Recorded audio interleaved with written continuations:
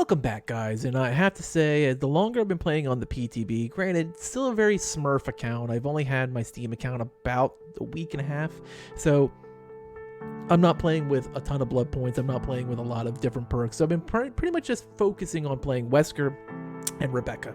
And the reason is because those characters, to me, stood out as the reasons to actually pick this up. And I'm sorry, Ada, we love you. You're mommy-rific, but, like, your perks are kind of weak sauce, so it is what it is.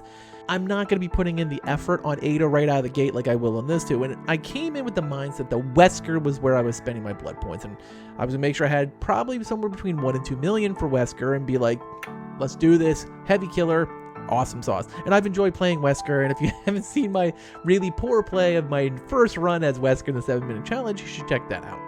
I noticed as I started playing, whether I was playing Wesker or as I was playing Rebecca the Survivor, is that one perk is now the new meta and is completely revolutionizing how you play as a Survivor. And we'll break that down in just a second, but if you like this Dead by Daylight content, please drop a like and a comment below. It really does help.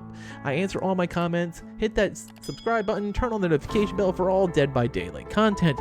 Now, the one that is doing everything, and reason you need to make sure that if you're gonna play Survivor, you kind of need to get Project W, and the reason is Rebecca Chambers' Reassurance skill. It is by far the most banana skill I've seen in a really long time, and it just completely changes the entire mindset for how to play Survivor. Now, if you're not familiar with Reassurance, I'll give you a quick rundown. I'll show you the perk itself. And your presence help allies focus, assuaging their panic associated with extreme conditions. Within a 6-meter radius around a hooked survivor, use the active ability button to pause their struggle for 30 seconds.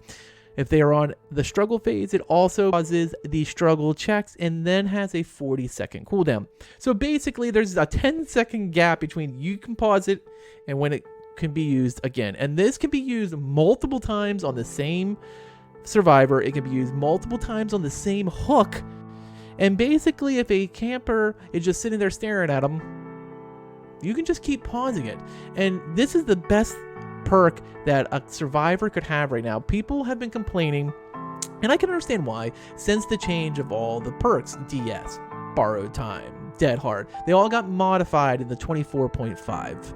And I understand why survivors have really been kind of struggling with what way to play their characters. And Reassurance coming in at chapter 25 is going to be that perk that everyone's going to want to instantly put on everyone. And here's the best part. Because of the way 24.5 re-established the prestige system, you prestige her to level 1, everyone gets the yellow perk. Boom, done. Don't have to hunt for a web. You don't have to hope it shows up.